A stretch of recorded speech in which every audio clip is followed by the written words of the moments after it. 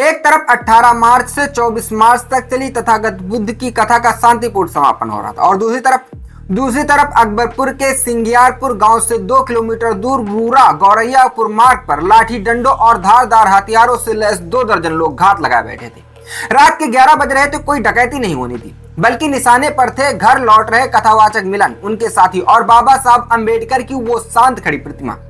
आखिर उस रात उस गुप्त अंधेरे में ऐसा क्या खौफनाक तांडव हुआ जिसने न सिर्फ कई लोगों को लहूलुहान कर दिया बल्कि पुलिस महकमे की नींद उड़ाकर दलित पैंथर के राष्ट्रीय अध्यक्ष धनीराम पैंथर को रातों रात सड़कों पर धरने के लिए मजबूर कर दिया। एक तरफ दुनिया के बड़े मुल्क चांद और मंगल पर जाने की बात कर रहे हैं, अखबारों में सबका साथ का अखंड पाठ चल रहा है और ठीक उसी वक्त सिंह सियापुर के उस सन्नाटे में बहुजनों के खून से एक नई खौफनाक कहानी लिखी जा रही थी। शांति का संदेश सुनकर लौट रहे लोगों को शायद अंदाजा भी नहीं था कि गांव की पगडंडी का नफरत का ये फेलियर सिस्टम लाठी बनकर उनके ही सिर पे पड़ने वाला है। अभी बताओ, क्या इस देश में अपने महापुरुषों को याद करना और बुद्ध की बात सुनना इतना बड़ा गुनाह हो गया है कि इसके बदले में बीच सड़क पर धारदार हथियार से लहूलुहान कर दिया जाएगा?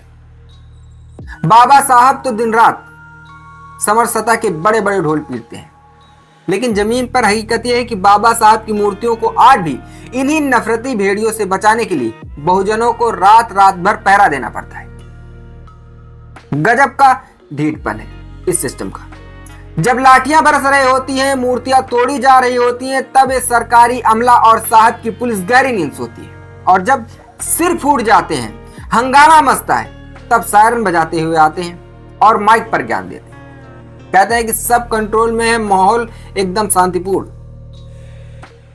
सिर्फ यही नहीं, अब दूसरी बात सुनो। जब तक धनीराम पैंथर अपनी फौज लेकर धरने पर नहीं बैठते और आंदोलन की चेतावनी नहीं देते हैं, तब तक ये सिस्टम एफआईआर के नाम पर सिर्फ कागजों का पेट भरने का नाटक करता रहा।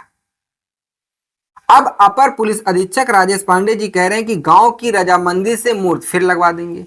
अरे साहब, सरकारी पैसे से पत्थर की मूर्त तो आप रातों रात खड़े कर देंगे, लेकिन इन अराजक तत्वों के दिमाग में जो जातिवाद और नफरत का सड़ा हुआ कीड़ा भर गया है, उसे कौन सी सरकारी क्रेन लगाकर साफ करेंगे?